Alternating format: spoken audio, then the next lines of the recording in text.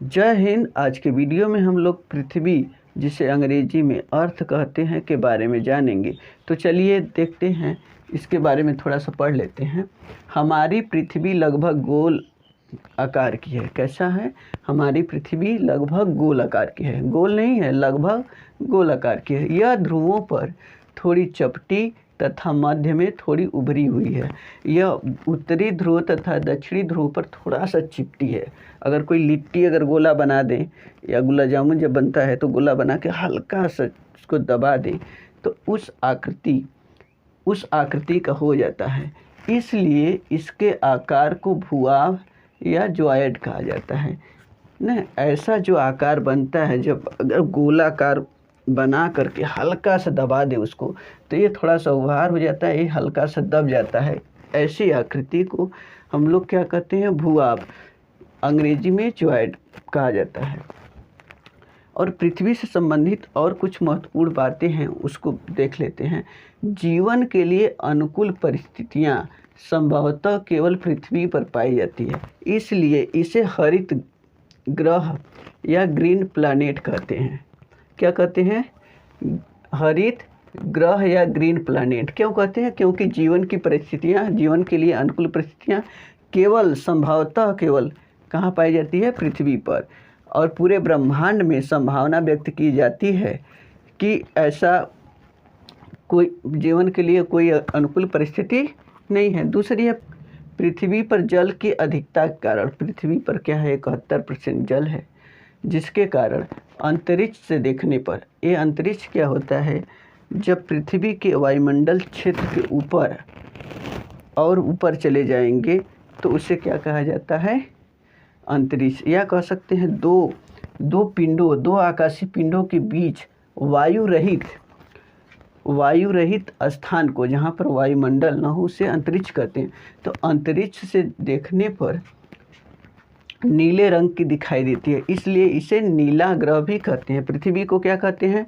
पहला तो हरित ग्रह कहते हैं, ग्रीन प्लैनेट, और दूसरा क्या कहते हैं? ब्लू प्लैनेट या नीला ग्रह कहते हैं। कि सूर्य से सबसे नज़दीक कौन सा है ग्रह? बुध ग्रह है। फिर दूसरा नंबर पर कौन है? शुक्र है। और तीसरा नंबर पर पृथ्वी।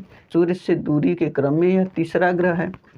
और ग्रहों के आकार के क्रम में अब देखिए, सबसे बड़ा कौन सा ग्रह है, उससे छोटा कौन है, उससे छोटा कौन है, उससे छोटा कौन है, उससे छोटा। तो अगर इस क्रम में देखो तो जो हमारे सौरमंडल में बृहस्पति ग्रह सबसे बड़ा है, उससे छोटा क्या है? शनि है, उससे छोटा अरुण, फिर वरुण 5वां स्थान है। आकार में पृथ्वी का क्या स्थान है? 5वां स्थान है। पृथ्वी की जो विषुवतीय परिधि है, विषुवतीय परिधि का मतलब ये हो गया कि मान लीजिए ये यहाँ से हम लोग स्टार्ट करते हैं, तो यहाँ से ले करके यहाँ से यहाँ फिर आ जाएंगे उसी स्थान पर, तो ये क्या हो गया? विषुवतीय परिधि। कितना है? 40,075 किलोमीटर। और थोड़ा सा चिपटी होने के कारण ये जो ध्रुवीय परिधि है वो कितना है? 40,000 लगभग 8 किलोमीटर।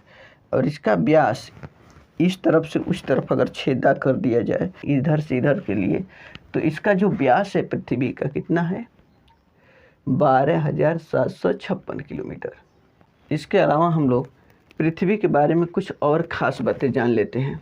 पहला बात है, खगोलविदों के अनुसार, खगोलविदों का मानना है कि कई तारों के पास, सूर्य क्या है? एक तारा है, उसका अपना सौरमंडल है या सौर परिवार है। सूर्य है तारा का नाम, इसलिए कह रहा है कई तारों के पास हमारे सौरमंडल की भांति, हमारे सौरमंडल जैसा, जैसे यहाँ पर ग्रह है, उपग्रह है, क्षुद्र ग्रह हैं, पुच्छल तारे हैं, उसी प्रकार आदि भांति न हमारे सौरमंडल की भांति ग्रहों उपग्रहों आदि आकाशीय पिंडों का बना सुव्यवस्थित तंत्र हो सकता है। जैसे हमारा सौरमंडल, सोलर सिस्टम है, सूर्य का तंत्र है, सौर परिवार है, उसी प्रकार अन्य ग्रहों पर भी व्यवस्थित तंत्र हो सकता है, मगर हम लोग अभी उसको जान नहीं पाए हैं।